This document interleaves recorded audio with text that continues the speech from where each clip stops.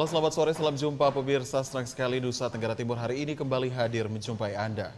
Ya, sejumlah informasi menarik dan teraktual dari berbagai daerah Nusa Tenggara Timur telah kami siapkan untuk Anda. Mengawali perjumpaan kita, berikut cuplikan berita utama. Penyaluran bantuan subsidi upah di Nusa Tenggara Timur capai 61,31%. Elino, bayi penderita benjolan pada leher butuh bantuan dana.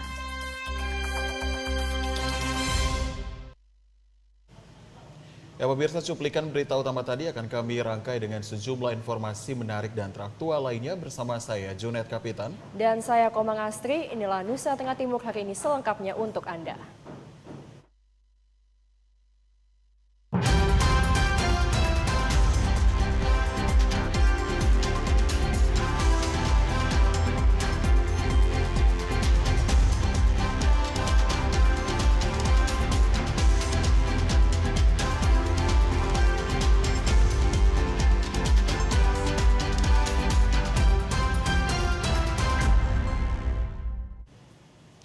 Kita awali informasi yang pertama dari Kota Kupang. Pemirsa, Pos Indonesia Cabang Utama Kupang menjelaskan realisasi penyaluran bantuan subsidi upah Nusa Tenggara Timur sudah mencapai 61,31% dari total 13.938 penerima. Untuk mempercepat penyaluran bantuan subsidi upah bagi penerima, PT Pos Indonesia Cabang Utama Kupang juga membuka pelayanan pada hari Sabtu dan Minggu.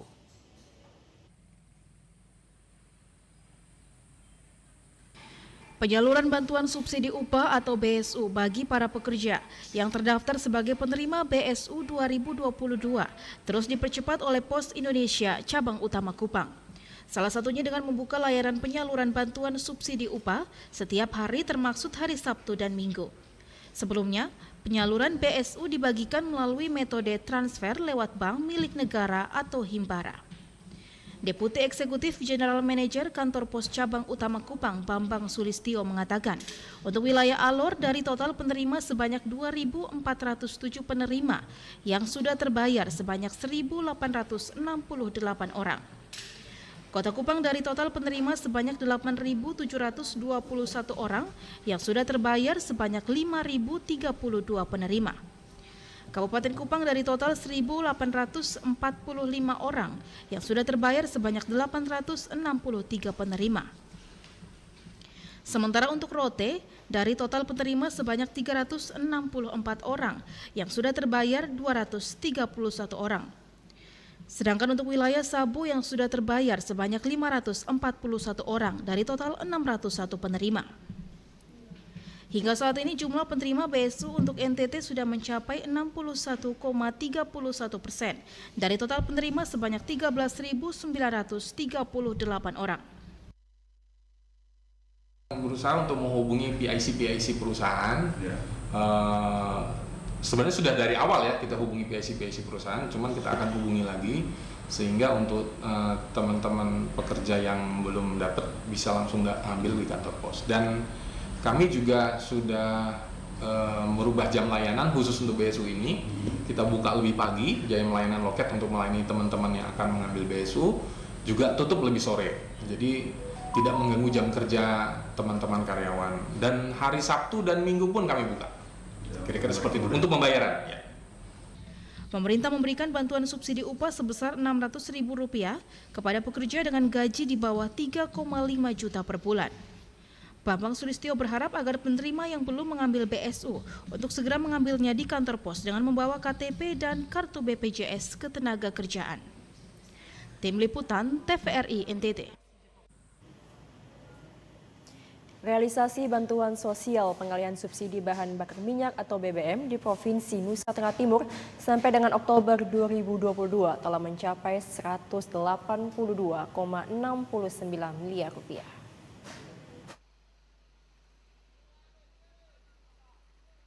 Kenaikan harga bahan bakar minyak yang beberapa waktu lalu telah resmi ditetapkan oleh pemerintah pusat juga dibarengi dengan upaya untuk melindungi daya beli masyarakat miskin dan rentan dengan melakukan penyaluran bantuan sosial, antara lain dalam bentuk bantuan langsung tunai, bantuan subsidi upah, serta 2% dana transfer umum untuk subsidi transportasi, angkutan umum, ojek, nelayan, dan perlindungan sosial tambahan.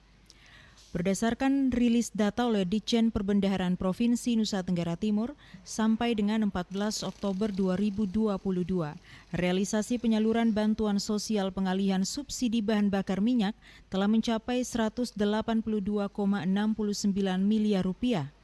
Dan kabupaten dengan penerima manfaat terbanyak ialah Kabupaten Sumba Timur, disusul Kabupaten Nagekeo. Sementara itu untuk bantuan subsidi upah di Provinsi Nusa Tenggara Timur, realisasinya bagi 42.158 keluarga penerima manfaat sebanyak 25,29 miliar rupiah. Pemerintah terus berupaya agar penyaluran bansos ini tepat sasaran bagi masyarakat miskin dan rentan. Pemerintah berharap dengan adanya bansos pengalian subsidi bahan bakar minyak ini dapat mengurangi angka kemiskinan di Indonesia termasuk Provinsi Nusa Tenggara Timur. Esther Siubelan, TVRI NTT. Ya pemirsa, pemerintah terus berupaya melengkapi sarana penunjang pariwisata yang ada di Labuan Bajo.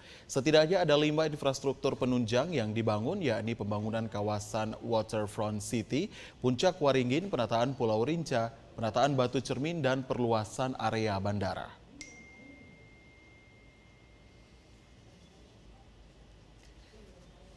Perhatian pemerintah pusat terhadap pengembangan pariwisata Labuan Bajo menjadi prioritas utama di era Kabinet Indonesia Maju Jilid 2. Hal tersebut dibuktikan dengan pembangunan dan penataan kawasan pariwisata nasional di Labuan Bajo yang merupakan salah satu daerah prioritas pariwisata nasional.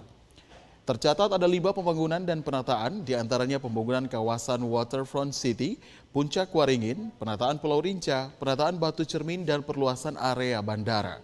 Secara keseluruhan, infrastruktur tersebut telah diresmikan langsung oleh Presiden Republik Indonesia Joko Widodo pada bulan Juli 2022 lalu. Kehadiran infrastruktur pendukung ini diharapkan dapat memberikan manfaat dalam kemajuan pariwisata Labuan Bajo dan mempersiapkan Labuan Bajo menjadi tuan rumah ASEAN Summit pada 2023 mendatang.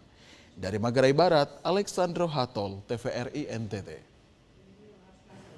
Pemirsa, pemerintah desa dan BPD Desa OEBC Kecamatan Amarasi Timur berhasil menekan stunting dari 65 turun menjadi 56 anak terdampak stunting.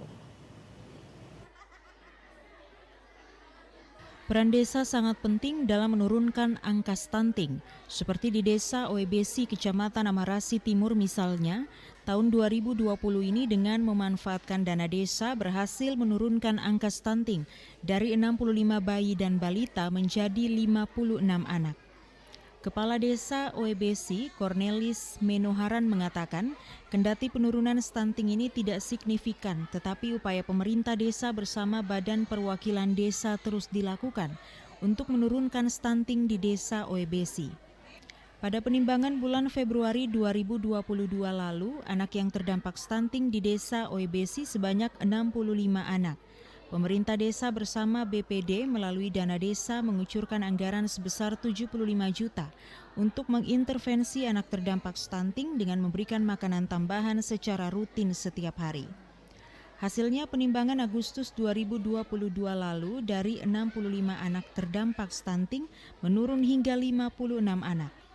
Pemberian makanan tambahan ada banyak kendala yang dihadapi oleh pemerintah desa dan BPD karena harus berhadapan dengan berbagai dinamika karena orang tua yang memiliki berbagai kesibukan sehingga mereka sulit membawa anak mereka untuk diberikan makanan tambahan. Kami pemerintah desa dan BPD dalam perencanaan kemarin itu kami menganggarkan 70.200 untuk penanganan penurunan stunting sebanyak 65 di desa kita.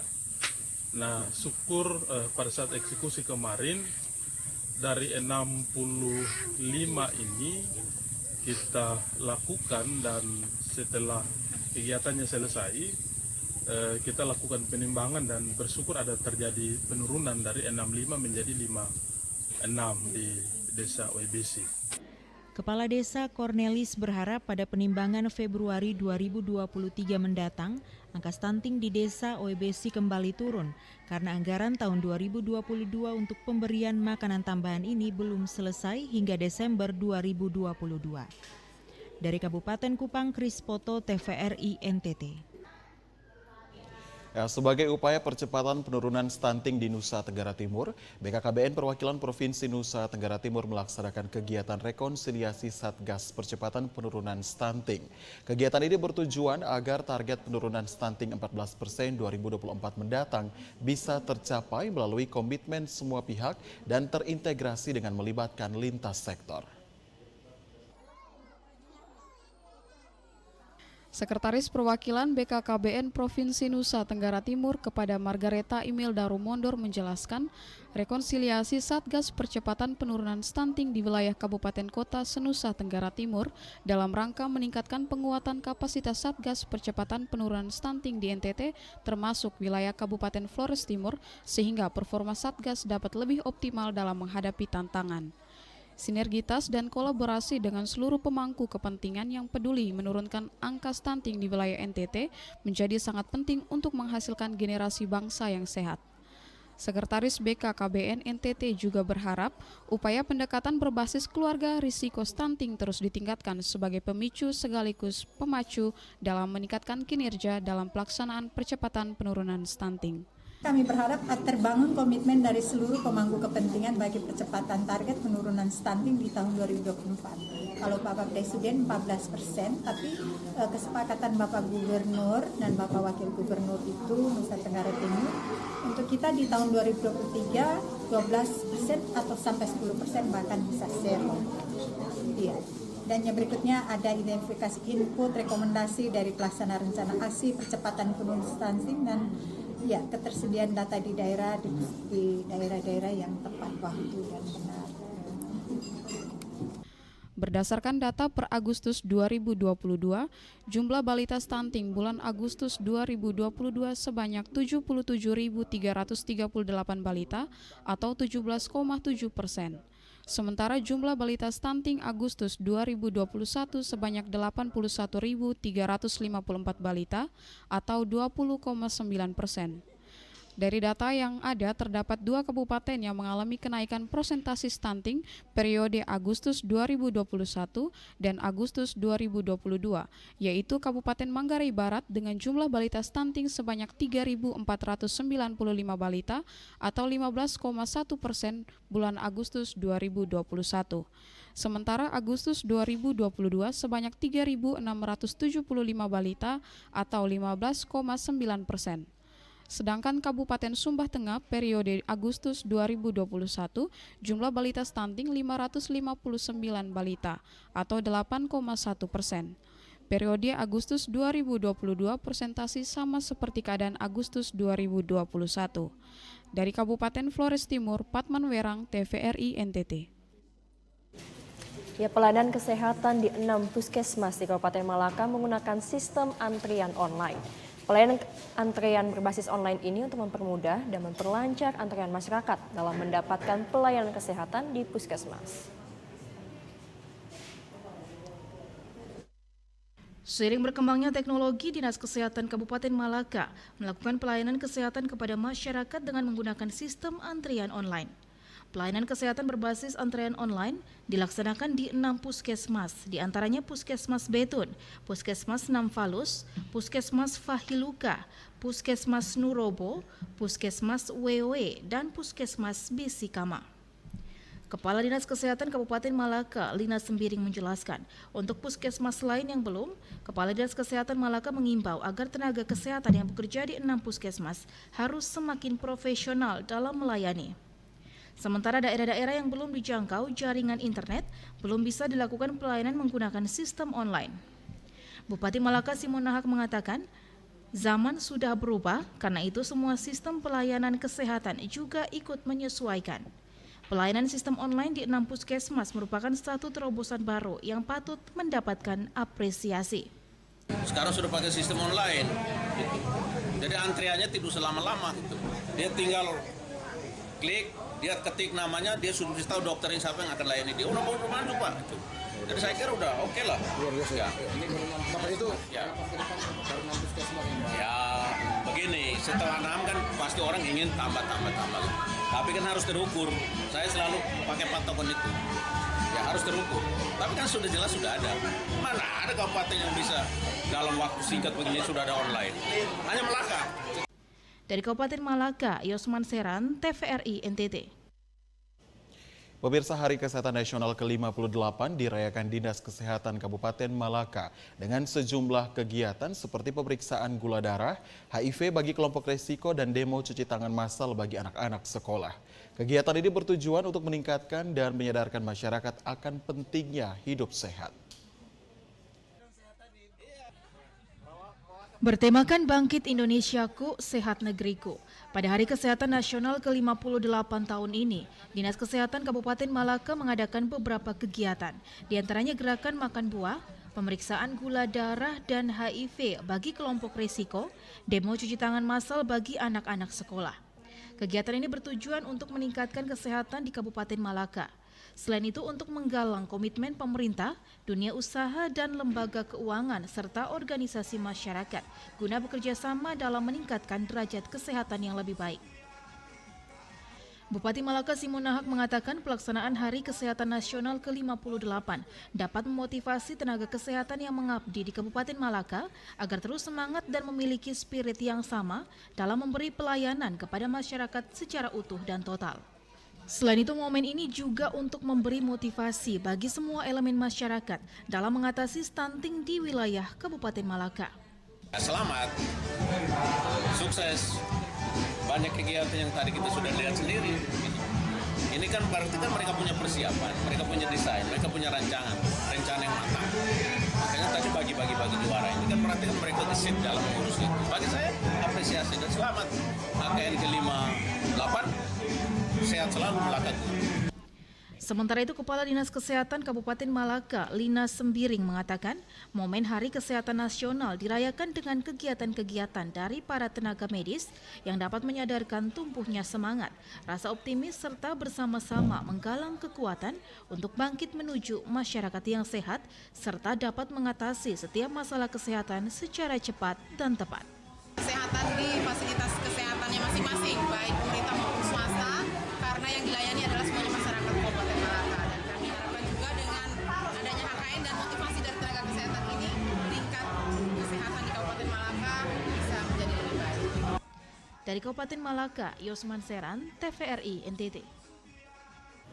Pemirsa, kasus COVID-19 di Kabupaten Nagekeo belakangan ini mulai mengalami peningkatan. Tercatat sebanyak 15 orang dinyatakan positif COVID-19.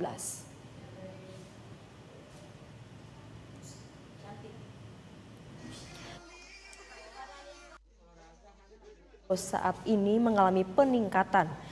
Kasus Kabupaten Nagekeo yang sebelumnya berada pada zona hijau kini masuk zona merah kasus COVID-19. Data dari Satgas COVID-19 Kabupaten Nagekeo mencatat sebanyak 15 warga Nagekeo terkonfirmasi positif COVID-19. Saat ini ke-15 warga itu sedang menjalani isolasi mandiri.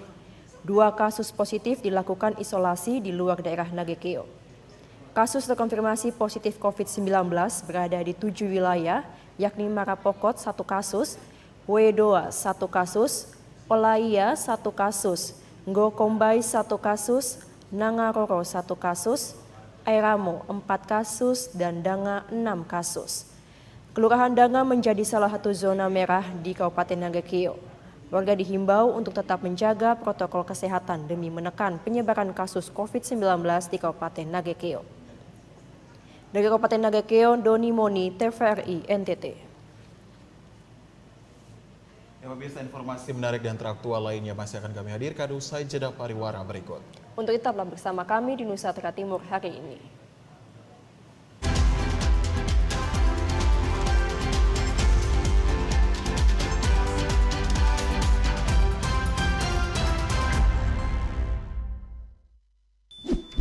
Yuk nonton siaran televisi digital. Bagaimana ya cara menangkap siaran televisi digital? Pertama, pastikan di daerah Anda sudah ada sinyal siaran televisi digital. Kedua, gunakan antena UHF di dalam atau di luar rumah Anda. Ketiga, pastikan televisi Anda sudah dilengkapi penerima siaran digital DVB T2. DVB T2 merupakan jenis sinyal yang digunakan Indonesia dalam penyiaran televisi digital. Keempat, pilih auto scan, lalu pindai televisi Anda. Bagaimana jika televisi Anda masih analog? Pasangkan set-top box. Televisi Anda otomatis menangkap siaran digital.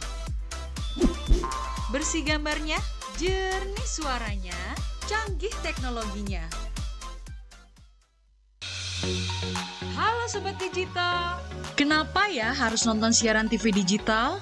Walaupun sama-sama menggunakan teknologi digital, siaran TV digital tidak sama loh dengan TV streaming yang melalui internet, TV kabel, dan TV satelit. Siaran TV digital adalah bukan TV streaming yang menggunakan kuota internet, bukan TV kabel yang membayar iuran setiap bulannya, dan bukan TV satelit yang menggunakan antena parabola. Siaran TV digital itu gratis loh, masih menggunakan antena UHF biasa. Bila televisi di rumah kamu masih analog, pasangkan set-top box dengan teknologi DVB T2. Yuk beralih nonton siaran televisi digital. Bersih gambarnya, jernih suaranya, canggih teknologinya.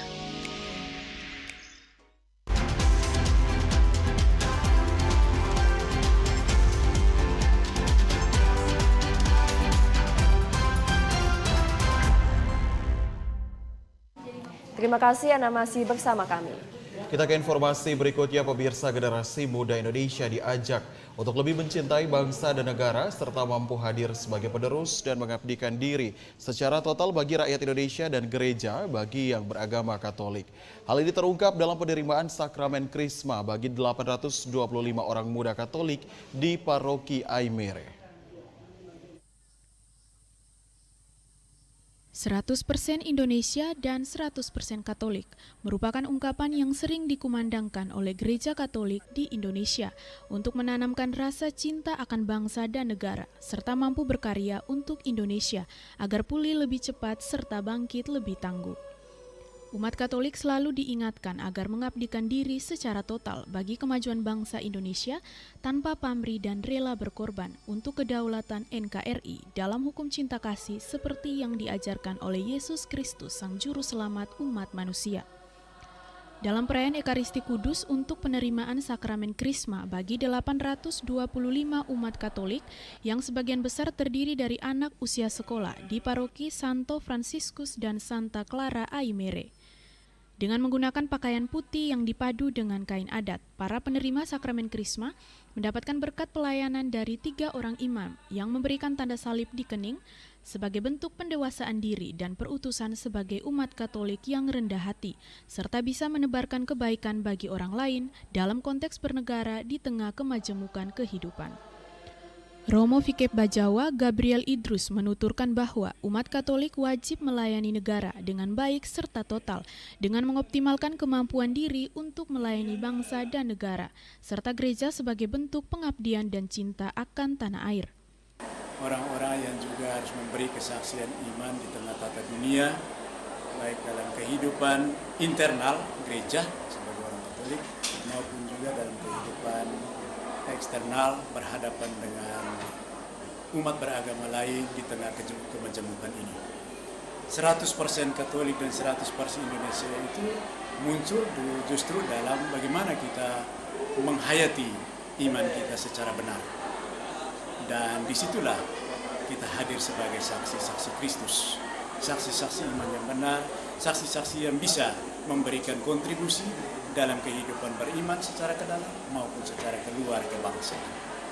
Romo Fikep Bajawa Gabriel Idrus juga sangat berharap agar para penerima sakramen Krisma mampu menghadirkan diri sebagai laskar Kristus yang bisa membawa perubahan positif bagi sesama, serta mentaati peraturan pemerintah dan gereja agar tercipta masyarakat yang kondusif serta saling tolong-menolong sebagai sesama anak bangsa Indonesia.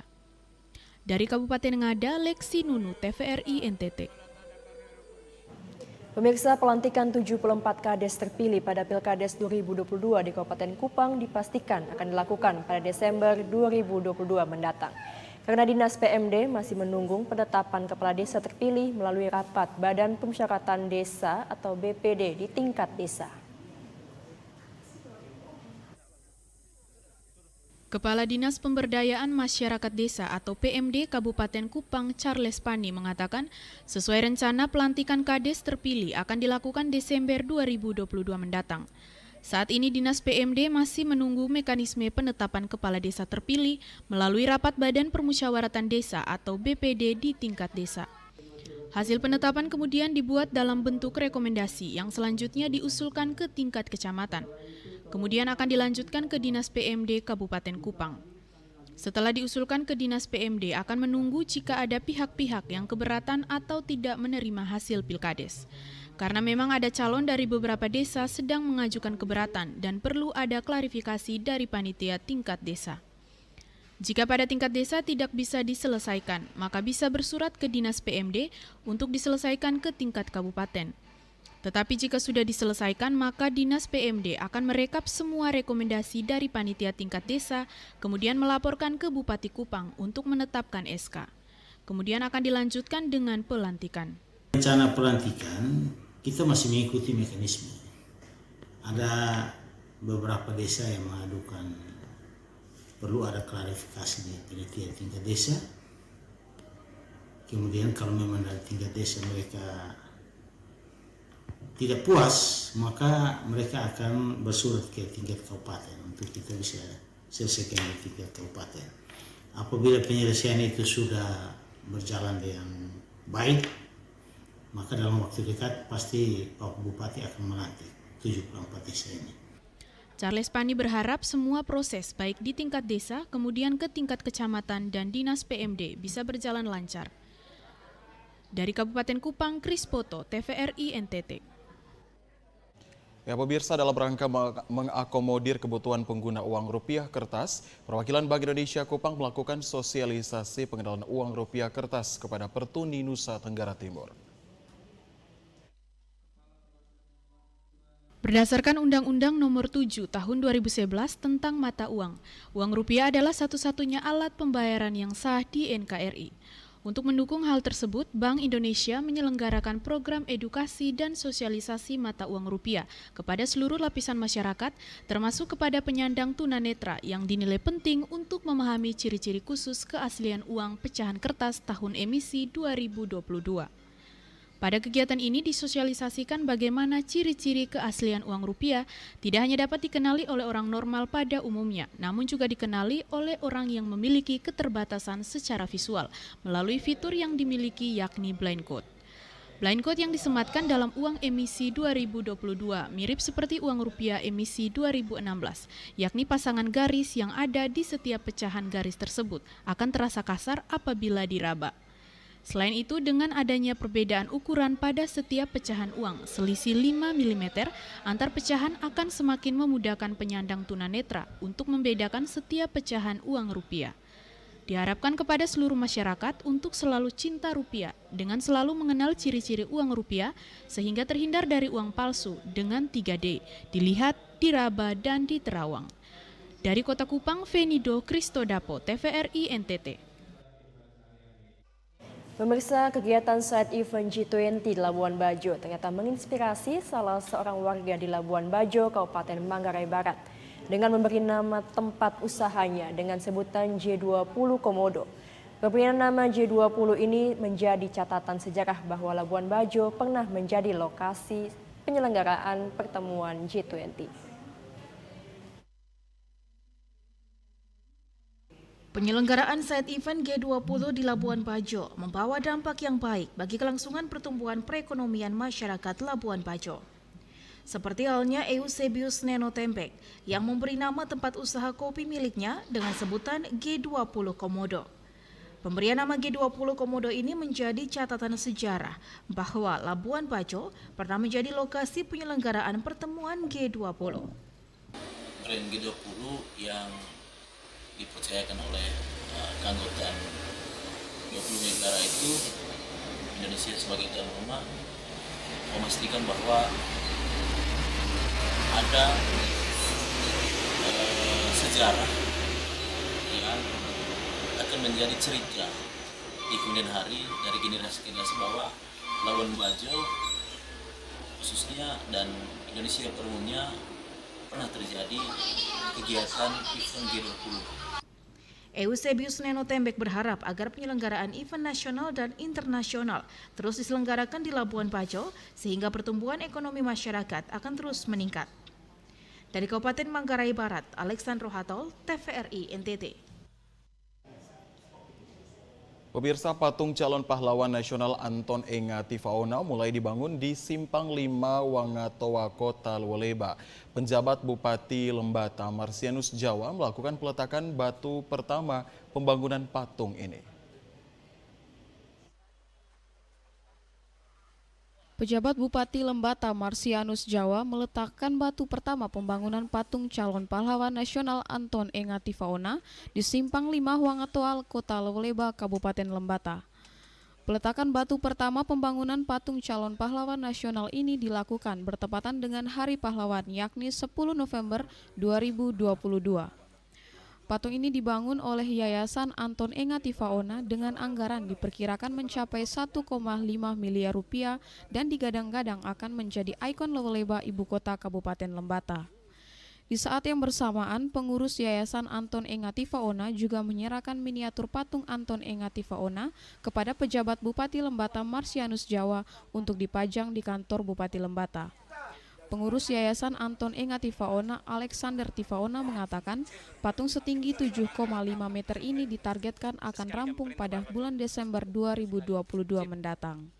Cara mengenai target sebetulnya pertengahan Desember, itu cita-cita, harapan. Tapi ini kan situasi lagi hujan dan memang tantangan kita patung berdiri itu kalau beton ini betul-betul matang. Nah itu, tinggal itu aja sebetulnya. Makanya kita ambil katakanlah toleransi mundur 1-2 minggu, harapannya Desember akhir lah paling lambat. Pembangunan patung Anton Enga Tifaona yang disertai dengan plaza sebagai ruang terbuka hijau ini merupakan bagian dari upaya memperjuangkan sosok Brigjen Polisi Purnawirawan Anton Enga Tifaona sebagai pahlawan nasional. Dari Kabupaten Lembata, Andri Atagoran, TVRI NTT. Ya pemirsa, kami kembali usai jeda berikut. Tetaplah bersama kami di Nusa Tenggara Timur hari ini.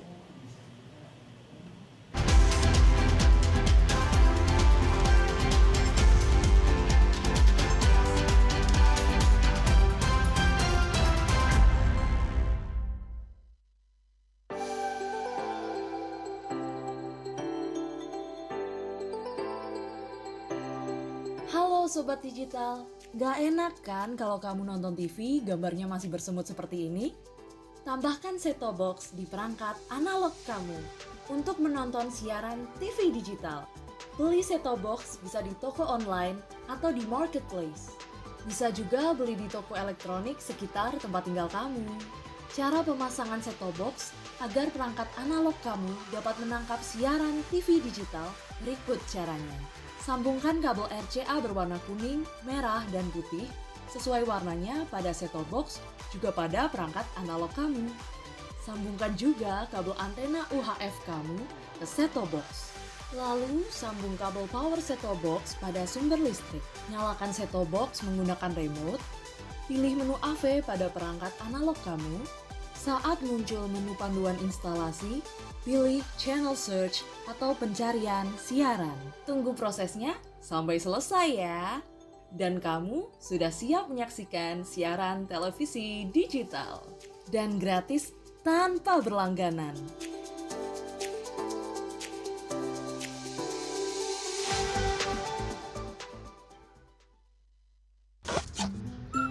Kanan dikit. Geser lagi. Besok.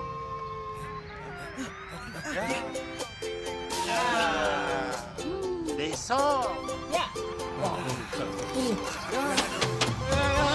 Besok.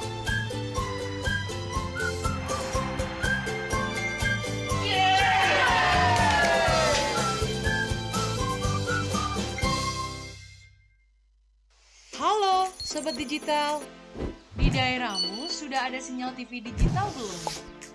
Ini cara mengetahui jangkauan siaran TV digital di daerah kamu.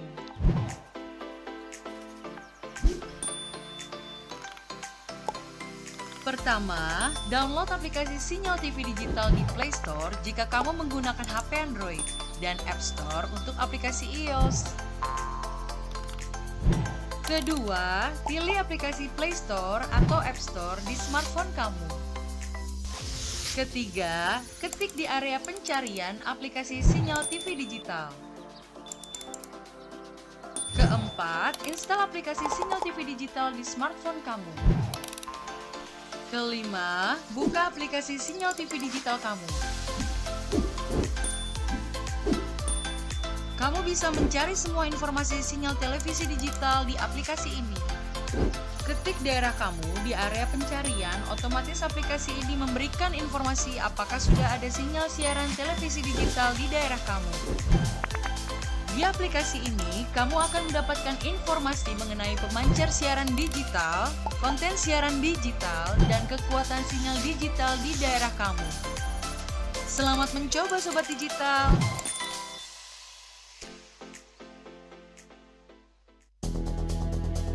Siaran televisi analog di Indonesia akan dimatikan paling lambat 2 November 2022 untuk digantikan sepenuhnya oleh siaran TV digital.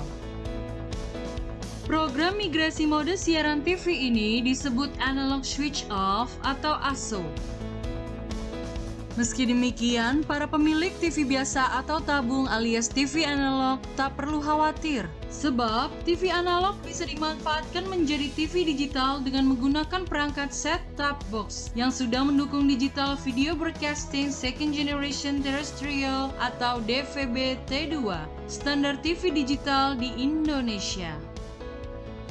Satu hal lagi, pemerintah juga memberikan gratis kepada masyarakat yang masuk dalam kategori miskin, sehingga masyarakat tersebut dapat segera beralih ke TV digital dalam beberapa bulan ke depan. Kementerian Kominfo telah membuat program memberikan set-top box kepada masyarakat kategori miskin dalam aturan pemerintah dan peraturan menteri. Alokasi set-top box gratis itu dari penyelenggara multiplexing TV digital atau MUX sebagai bentuk komitmen persiapan analog switch off. Masyarakat dapat mengakses informasi tentang analog switch off, TV digital maupun jenis set-top box yang sudah memiliki sertifikasi dalam mendukung siaran digital di laman Kementerian Kominfo, yaitu siarandigital.kominfo.go.id. Ayo, segera beralih ke TV digital.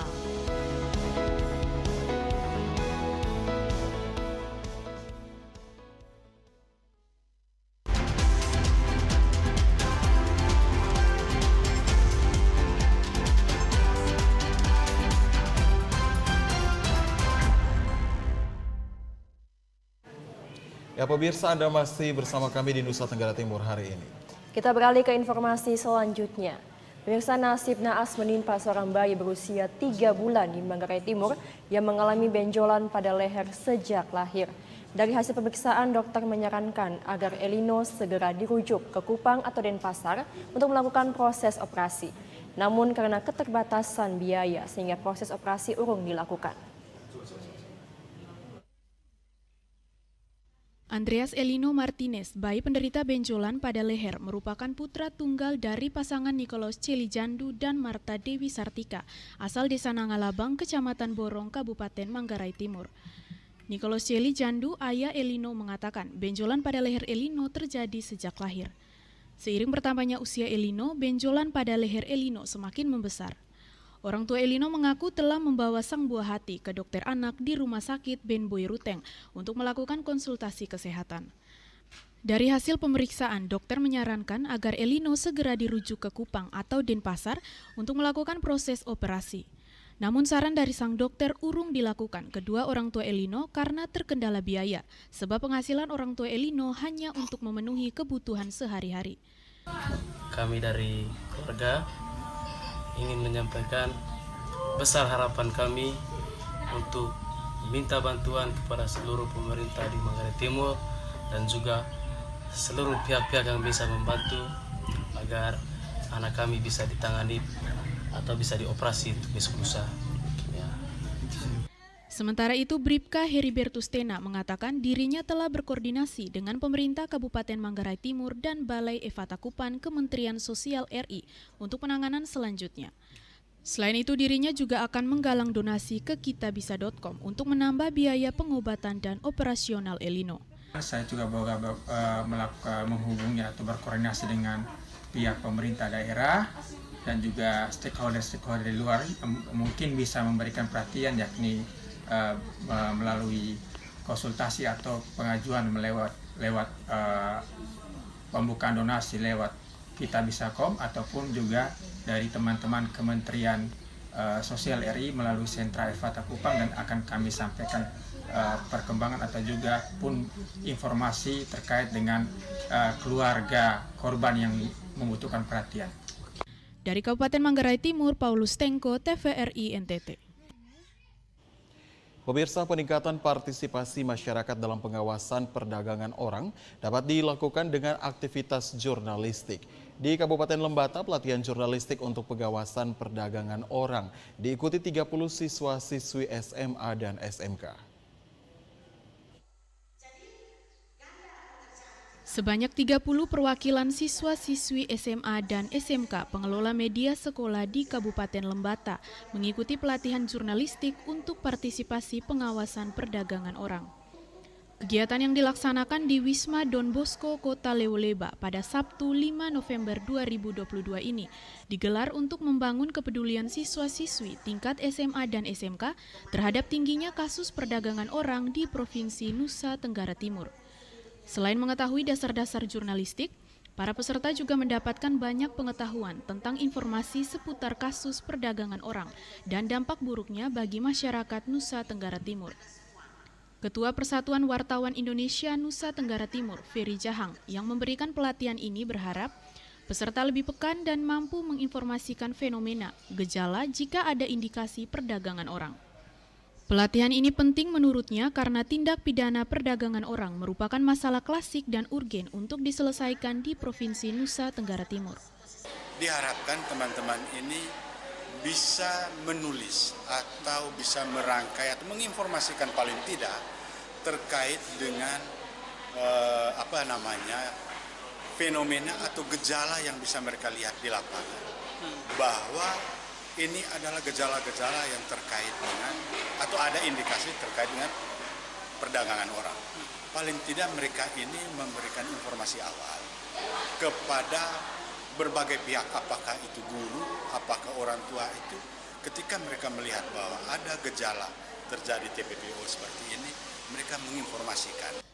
Pelatihan jurnalistik yang diselenggarakan Yayasan Vivat Indonesia ini merupakan satu di antara beberapa upaya mencegah terjadinya tindak pidana perdagangan orang di Nusa Tenggara Timur. Ketua Yayasan Vivat Indonesia, Suster Genoveva Amaral SSPS, mengatakan selain mampu menulis, anak muda yang mengikuti pelatihan ini juga dibekali pengetahuan jika kelak mereka tumbuh dan mulai mencari pekerjaan. Kita juga mau mendorong mereka supaya mereka itu sebagai corong untuk teman-teman di sekolah, guru, masyarakat, keluarga. Dan kita tahu bahwa anak-anak muda sekarang ini mereka pintar untuk mengakses media ya. Jadi dengan pelatihan ini membantu mereka supaya mengembangkan bakat mereka.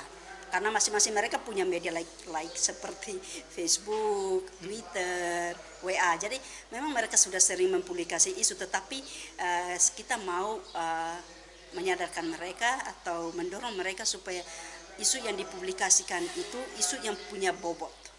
Para peserta tampak antusias mengikuti pelatihan yang digelar selama 2 hari ini. Dari Kabupaten Lembata, Andri Atagoran, TVRI NTT. Ya, pemirsa, informasi lainnya masih akan kami hadirkan usai jeda pariwara berikut. Ya, tetaplah bersama kami di Nusa Tenggara Timur hari ini.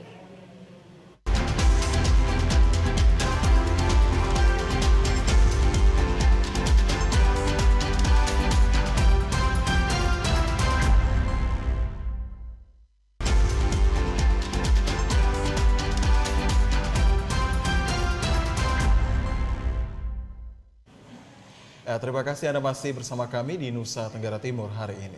Ya, kita beralih ke informasi selanjutnya, pemirsa. Pekan Olahraga Provinsi Porprov Nusa Tenggara Timur 8 resmi dibuka 12 November kemarin di Stadion Oipoi Kupang.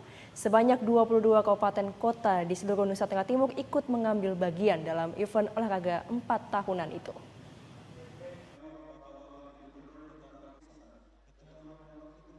Penyelenggaraan multi kejuaraan olahraga tingkat nasional yang digelar 4 tahun sekali ini dibuka oleh Ketua KONI NTT, Yosef Naisoi. Yosef melepas anak panah yang menandai pembukaan Porprov NTT 2022 yang kemudian diikuti dengan pertunjukan kembang api. Dalam sambutannya, Joseph menyampaikan terima kasih dan penghargaan kepada Ketua Umum KONI Pusat atas perhatian dan dukungan pembinaan serta pengembangan olahraga di Nusa Tenggara Timur, serta kepada DPRD NTT dan KONI Kabupaten dan Kota. Dukungan tersebut dilakukan melalui berbagai penyelenggaraan kompetisi dan turnamen yang terencana, sistematis, terpadu, berjenjang, dan berkelanjutan. Pada kesempatan tersebut, Joseph juga meminta pemerintah kabupaten dan kota bersama DPRD setempat serta pengurus cabang olahraga dan masyarakat mulai menyiapkan infrastruktur dan pembinaan atlet sehubungan dengan ditetapkannya Nusa Tenggara Timur sebagai tuan rumah PON 2028. Porprov NTT ke-8 2022 kali ini diikuti oleh 22 kabupaten kota di seluruh NTT. Dalam seremonial pembukaan yang berlangsung di Stadion Oipoi Kupang, setiap kontingen yang hadir disambut dengan musik dan tarian daerah dari masing-masing kabupaten. Terdapat 19 cabang olahraga yang akan dilombakan dalam Porprov NTT kali ini. Debbie Suek, Kristodapo, TVRI NTT.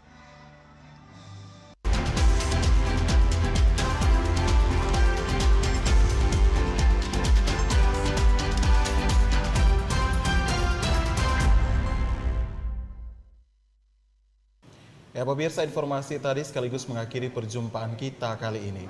Tak lupa kami juga mengajak Anda untuk terus menaati protokol kesehatan kapanpun dan dimanapun guna mencegah penularan COVID-19.